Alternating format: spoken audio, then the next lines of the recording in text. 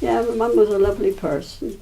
Yes, very caring and very hard working, because of course it was hard work in those days.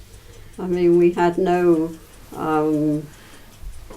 modern conveniences like washing machines, or everything had to be washed by hand or put in the copper to boil to, all the white things and that. And of course cooking was done on a coal range, and you had to clean the flues, as they called it, Although in the first place, I can remember the first house we were in Fullerton Road, we had an open fire there, and it had a bread oven at the side. Did you make bread there? I don't think Mother ever made bread, but she'd always done all her own baking and everything, And but she was a lovely, caring person, and and she lived until she was nearly 97, and she was the most, wonderful person. I went to the Church of England school in Wherwell in those days, and it was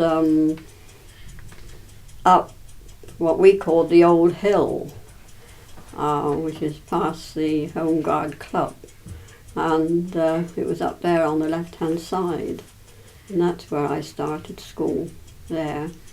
And I remember having a lovely teacher called Miss Horn, and I remember I made a raffia bag, sort of a handles, and she was so pleased with the way I did it. Now this is boasting, I know, but she gave me 6pence. Well, of course, in those days that was a lot of money, and I often wished I'd kept that bag. Well, no, the first job I took was in Stockbridge when I was 14. Well, I worked in the Grosvenor Hotel. That's where I went. That was jolly hard work, I can tell you. Up early in the morning and working all day and bed at night, sort of thing.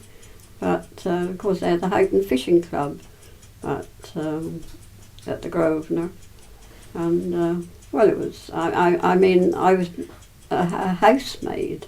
I wasn't anything to do with the food or pantry or anything like that. But I worked in the house as a housemaid. Of course, in those days, you had. I mean, I can't remember. I suppose they did have bathrooms there, but they used to have chamber pots under the bed.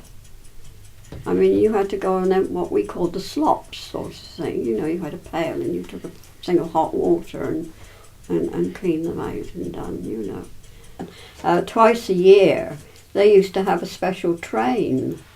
Once to go up to Scotland, and they used to take the staff and everybody, And the other time was up to Leicestershire for the hunting season. They left from Wherwell Station? Left from Wherwell Station, yes. And I mean, it was a real heyday, because I mean, people, the villagers, used to go up to see them go, I mean, it was quite a thing. And then they used to go up to watch them come back again, especially when the horses came back, because of course they had a lot of horses, the Jenkins did. Because Mill Close, where Mill Close is now, I mean, that was all stables years ago.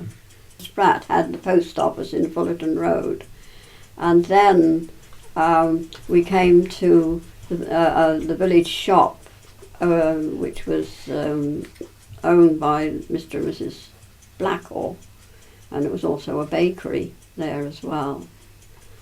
And then we came on to the White Lion Hotel, which in my day was run by Mr. and Mrs. Pike. And then we came to the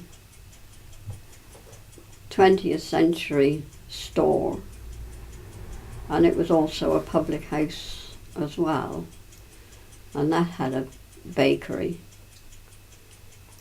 And then we came to Mr. Tovey, who was the cobbler and had a shoe shop.